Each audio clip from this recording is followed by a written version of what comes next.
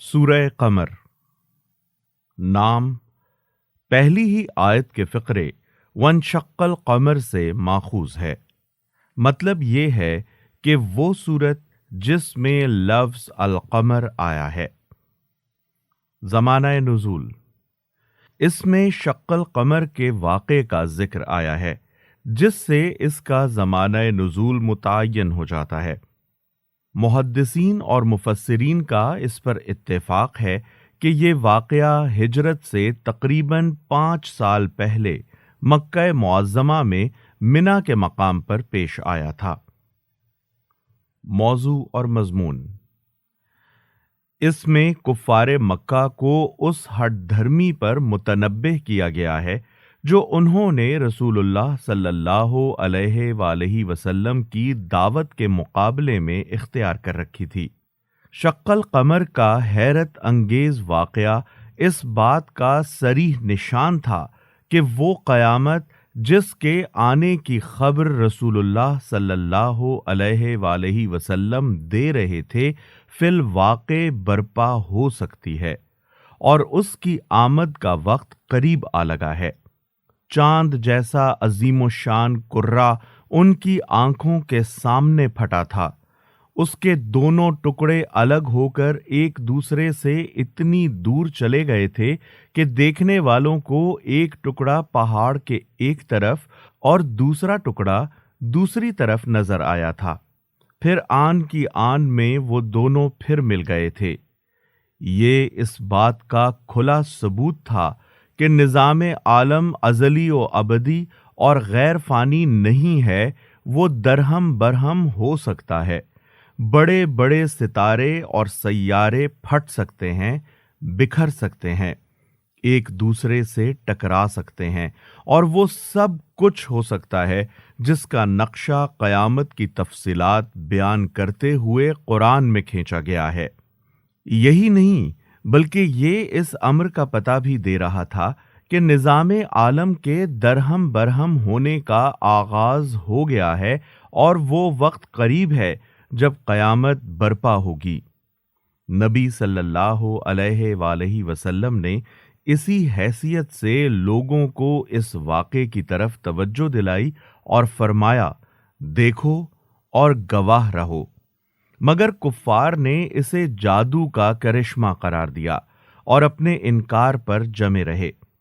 اسی ہٹ دھرمی پر اس صورت میں انہیں ملامت کی گئی ہے۔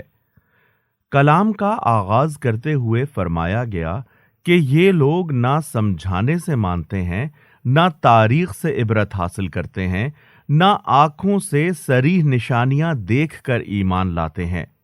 اب یہ اسی وقت مانیں گے جب قیامت فی الواقع برپا ہو جائے گی اور قبروں سے نکل کر یہ داور محشر کی طرف دوڑے جا رہے ہوں گے۔ اس کے بعد ان کے سامنے قوم نوح، عاد، سمود، قوم لوط اور آل فرعون کا حال مختصر الفاظ میں بیان کر کے بتایا گیا ہے کہ خدا کے بھیجے ہوئے رسولوں کی تنبیہات کو جھٹلا کر یہ قومیں کس دردناک عذاب سے دوچار ہوئیں، اور ایک ایک قوم کا قصہ بیان کرنے کے بعد بار بار یہ بات دہرائی گئی ہے کہ یہ قرآن نصیحت کا آسان ذریعہ ہے، جس سے اگر کوئی قوم سبق لے کر راہ راست پر آ جائے تو ان عذابوں کی نوبت نہیں آ سکتی جو ان قوموں پر نازل ہوئے۔ اب آخر یہ کیا حماقت ہے کہ اس آسان ذریعے سے نصیحت قبول کرنے کے بجائے کوئی اسی پر اصرار کرے کہ عذاب دیکھے بغیر نہ مانے گا۔ اسی طرح پچھلی قوموں کی تاریخ سے عبرتناک مثالیں دینے کے بعد کفار مکہ کو خطاب کر کے فرمایا گیا ہے کہ جس طرز عمل پر دوسری قومیں سزا پا چکی ہیں، وہی طرز عمل اگر تم اختیار کرو تو آخر تم کیوں نہ سزا پاؤ گے؟ کیا تمہارے کچھ سرخاب کے پر لگے ہوئے ہیں کہ تمہارے ساتھ دوسروں سے مختلف معاملہ کیا جائے، یا کوئی خاص معافی نامہ تمہارے پاس لکھا ہوا آ گیا ہے کہ جس جرم پر دوسرے پکڑے گئے ہیں وہی تم کرو گے تو تمہیں نہ پکڑا جائے گا؟ اور اگر تم اپنی جمعیت پر پھولے ہوئے ہو تو ان قریب تمہاری یہ جمعیت شکست کھا کر بھاگتی نظر آئے گی، اور اس سے زیادہ سخت معاملہ تمہارے ساتھ قیامت کے روز ہوگا۔ آخر میں کفار کو بتایا گیا ہے کہ اللہ تعالیٰ کو قیامت لانے کے لیے کسی بڑی تیاری کی حاجت نہیں ہے، اس کا بس ایک حکم ہوتے ہی پلک جھپکاتے وہ برپا ہو جائے گی۔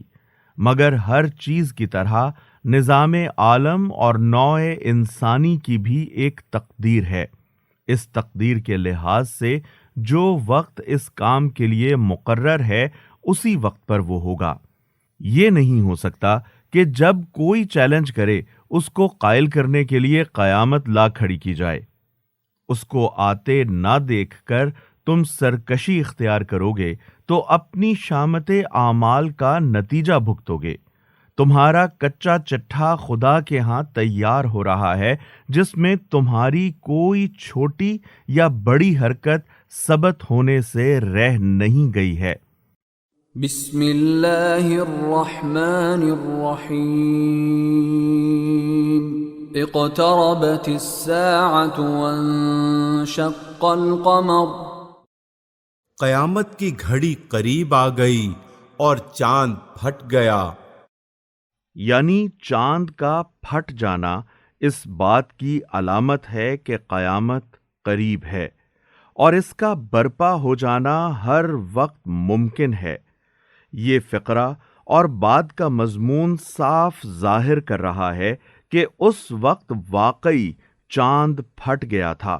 جن لوگوں نے اس واقعے کو آنکھوں سے دیکھا تھا ان کا بیان ہے کہ 14ویں رات کو طلوع ہونے کے تھوڑی دیر بعد یکا یک چاند پھٹ گیا اور اس کے 2 ٹکڑے سامنے کی پہاڑی کے 2 طرف نظر آئے، پھر ایک ہی لہجے کے بعد دونوں جڑ گئے۔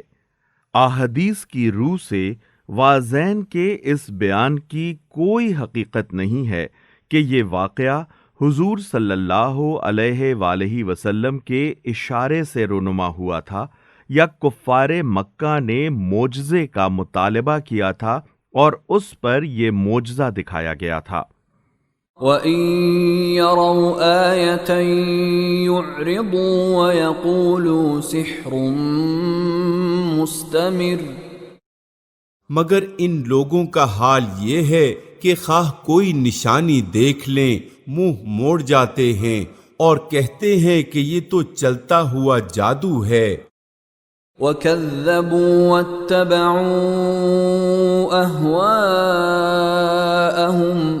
وَكُلُّ أَمْرٍ مُسْتَقِرٌ، انہوں نے اس کو بھی جھٹلا دیا اور اپنی خواہشات نفس ہی کی پیروی کی۔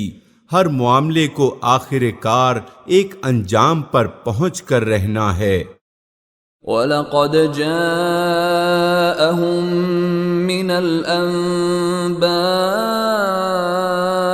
مَا فِيهِ مُزْدَجَرٌ، ان لوگوں کے سامنے پچھلی قوموں کے وہ حالات آ چکے ہیں جن میں سرکشی سے باز رکھنے کے لیے کافی سامان عبرت ہے۔ حِکْمَةٌ بَالِغَةٌ فَمَا تُغْنِ النُّذُرُ، اور ایسی حکمت جو نصیحت کے مقصد کو بدرجہ اتم پورا کرتی ہے، مگر تنبیہات ان پر کارگر نہیں ہوتی۔ فَتَوَلَّ عَنْهُمْ يَوْمَ يَدْعُ الدَّاعِ إِلَى شَيْءٍ نُكُرٍ، پس اے نبی ان سے رخ پھیر لو جس روز پکارنے والا ایک سخت ناگوار چیز کی طرف پکارے گا۔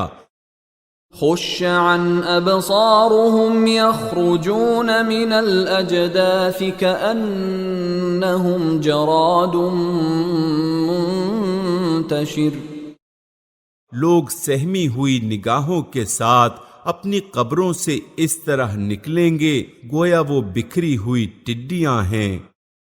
مُهْطِعِينَ إِلَى الدَّاعِ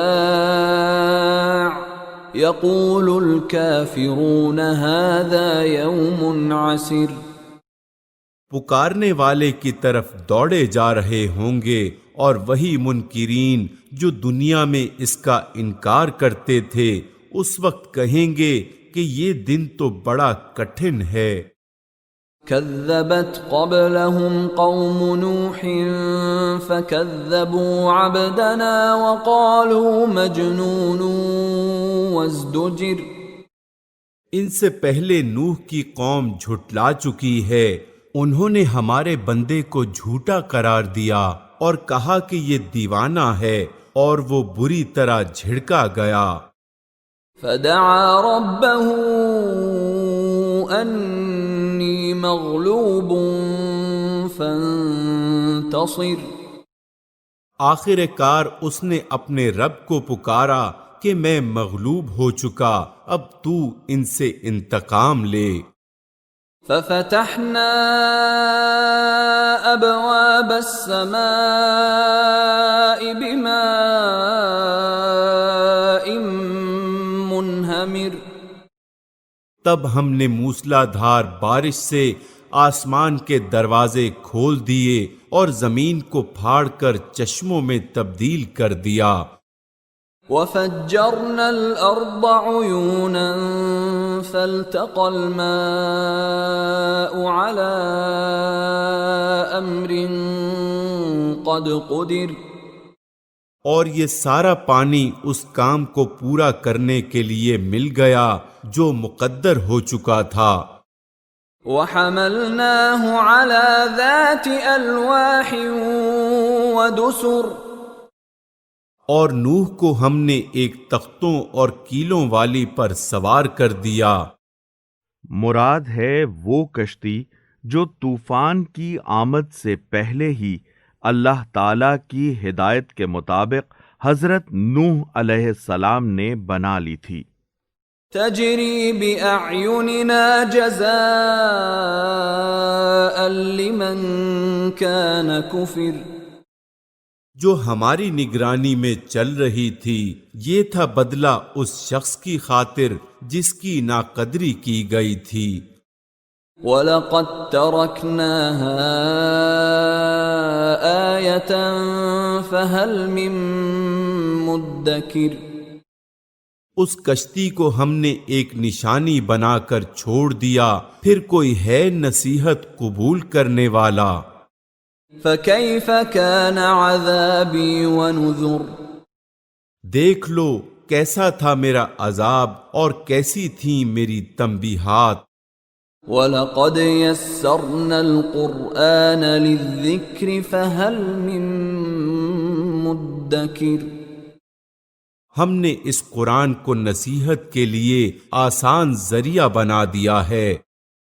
مطلب یہ ہے کہ نصیحت کا ایک ذریعہ تو ہیں وہ عبرتناک عذاب جو سرکش قوموں پر نازل ہوئے، اور دوسرا ذریعہ ہے یہ قرآن جو دلائل اور واعظ و تلقین سے تم کو سیدھا راستہ بتا رہا ہے۔ اس ذریعے کے مقابلے میں نصیحت کا یہ ذریعہ زیادہ آسان ہے، پھر کیوں تم اس سے فائدہ نہیں اٹھاتے اور عذاب ہی دیکھنے پر اصرار کیے جاتے ہو؟ پھر کیا ہے کوئی نصیحت قبول کرنے والا؟ كذبت عاد فكيف كان عذابي ونذر۔ عاد نے جھٹلایا تو دیکھ لو کہ کیسا تھا میرا عذاب اور کیسی تھیں میری تنبیہات۔ انا ارسلنا عليهم ريحا صرصرا في يوم نحس مستمر۔ ہم نے ایک پہم نحوست کے دن سخت طوفانی ہوا ان پر بھیج دی جو لوگوں کو اٹھا اٹھا کر اس طرح پھینک رہی تھی۔ تنزع الناس كأنهم اعجاز نخل منقعر۔ جیسے وہ جڑ سے اکھڑے ہوئے کھجور کے تنے ہوں۔ فكيف كان عذابي ونذر۔ پس دیکھ لو کیسا تھا میرا عذاب اور کیسی تھیں میری تنبیہات۔ وَلَقَدْ يَسَّرْنَا الْقُرْآنَ لِلذِّكْرِ فَهَلْ مِن مُّدَّكِرٍ۔ ہم نے اس قرآن کو نصیحت کے لیے آسان ذریعہ بنا دیا ہے، پھر کیا ہے کوئی نصیحت قبول کرنے والا؟ كَذَّبَتْ ثَمُودُ بِالنُّذُرِ۔ سمود نے تنبیہات کو جھٹلایا، فَقَالُوا أَبَشَرًا مِّنَّا وَاحِدًا نَتَّبِعُهُ إِنَّا إِذًا لَّفِي ضَلَالٍ وَسُعُرٍ۔ اور کہنے لگے ایک اکیلا آدمی جو ہم ہی میں سے ہے، کیا اب ہم اس کے پیچھے چلیں، اس کا اتباع ہم قبول کر لیں تو اس کے معنی یہ ہوں گے کہ ہم بہک گئے ہیں اور ہماری عقل ماری گئی ہے۔ أَأُلْقِيَ الذِّكْرُ عَلَيْهِ مِن بَيْنِنَا بَلْ هُوَ كَذَّابٌ أَشِرٌ۔ کیا ہمارے درمیان بس یہی ایک شخص تھا جس پر خدا کا ذکر نازل کیا گیا؟ نہیں، بلکہ یہ پرلے درجے کا جھوٹا اور برخود غلط ہے۔ سَيَعْلَمُونَ غَدًا مَّنِ الْكَذَّابُ الْأَشِرُ۔ ہم نے اپنے پیغمبر سے کہا کل ہی انہیں معلوم ہوا جاتا ہے کہ کون پرلے درجے کا جھوٹا اور برخود غلط ہے۔ إِنَّا مُرْسِلُو النَّاقَةِ فِتْنَةً لَّهُمْ فَارْتَقِبْهُمْ وَاصْطَبِرْ۔ ہم اونٹنی کو ان کے لیے فتنہ بنا کر بھیج رہے ہیں، اب ذرا صبر کے ساتھ دیکھ کہ ان کا کیا انجام ہوتا ہے۔ وَنَبِّئْهُمْ أَنَّ الْمَاءَ قِسْمَةٌ بَيْنَهُمْ كُلُّ شِرْبٍ مُحْتَضَرٍ۔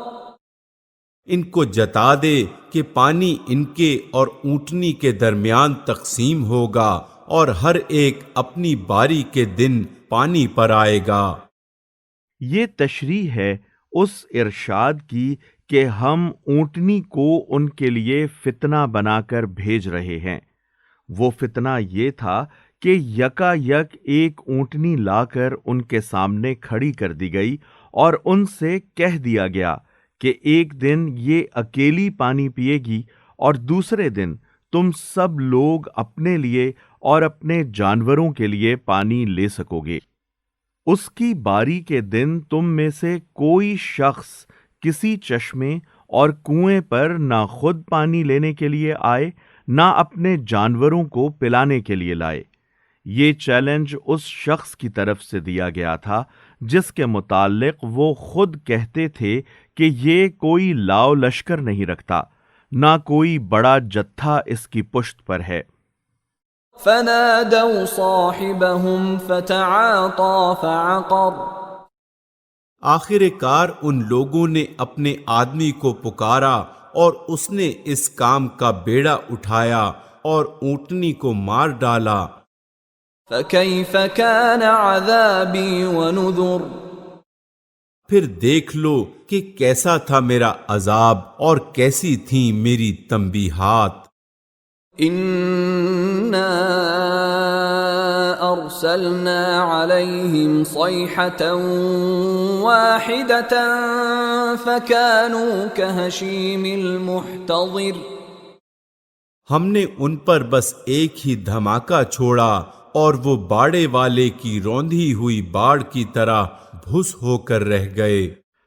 جو لوگ مویشی پالتے ہیں وہ اپنے جانوروں کے باڑوں کو محفوظ کرنے کے لیے لکڑیوں اور جھاڑیوں کی ایک باڑ لگا دیتے ہیں۔ اس باڑ کی جھاڑیاں رفتہ رفتہ سوکھ کر جھڑ جاتی ہیں اور جانوروں کی آمد و رفت سے پامال ہو کر ان کا برادہ بن جاتا ہے۔ قوم سمود کی کچلی ہوئی بوسیدہ لاشوں کو اسی برادے سے تشبیہ دی گئی ہے۔ وَلَقَدْ يَسَّرْنَا الْقُرْآنَ لِلذِّكْرِ فَهَلْ مِن مُّدَّكِرٍ۔ ہم نے اس قرآن کو نصیحت کے لیے آسان ذریعہ بنا دیا ہے، اب ہے کوئی نصیحت قبول کرنے والا؟ كذبت قوم لوط بالنذر لوط کی قوم نے تنبیہات کو جھٹلایا۔ إنا أرسلنا عليهم حاصبا إلا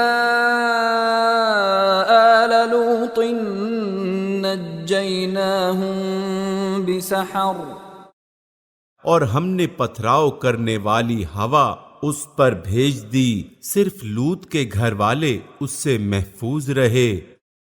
نعمة من عندنا كذلك نجزي من شكر ان کو ہم نے اپنے فضل سے رات کے پچھلے پہر بچا کر نکال دیا، یہ جزا دیتے ہیں ہم ہر اس شخص کو جو شکر گزار ہوتا ہے۔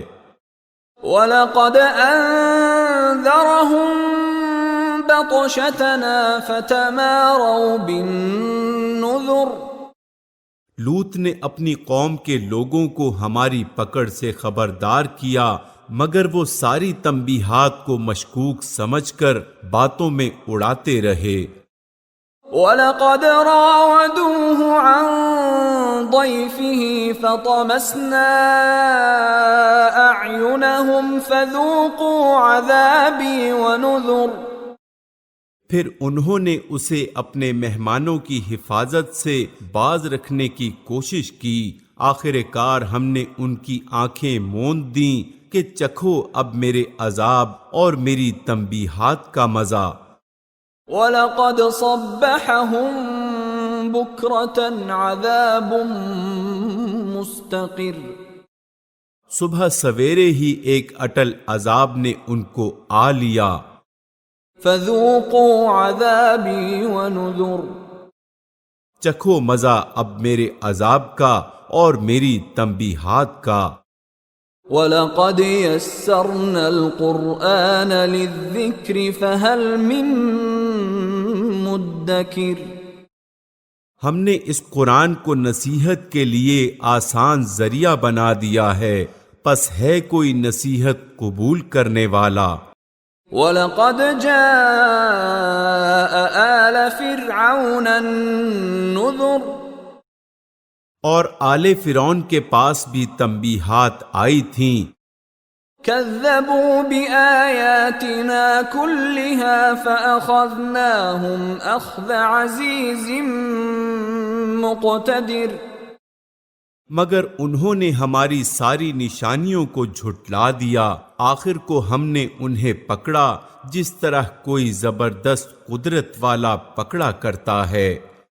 أَكُفَّارُكُمْ خَيْرٌ مِّنْ أُولَئِكُمْ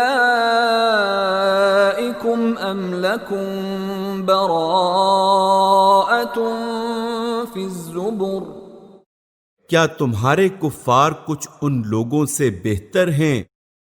خطاب ہے قریش کے لوگوں سے، مطلب یہ ہے کہ تم میں آخر کیا خوبی ہے، کون سے لال تمہارے لٹکے ہوئے ہیں کہ جس کفر اور تکذیب اور ہٹ دھرمی کی روش پر دوسری قوموں کو سزا دی جا چکی ہے، وہی روش تم اختیار کرو تو تمہیں سزا نہ دی جائے؟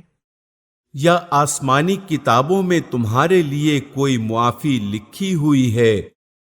ام یقولون نحن جمیع منتصر یا ان لوگوں کا کہنا یہ ہے کہ ہم ایک مضبوط جتھا ہیں، اپنا بچاؤ کر لیں گے۔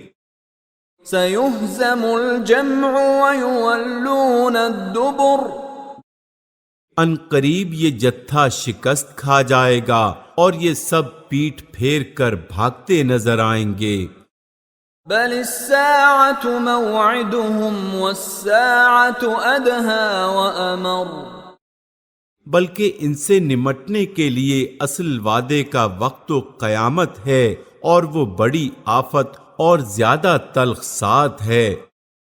إن المجرمین فی ضلال وسعر. یہ مجرم لوگ در حقیقت غلط فہمی میں مبتلا ہیں اور ان کی عقل ماری گئی ہے.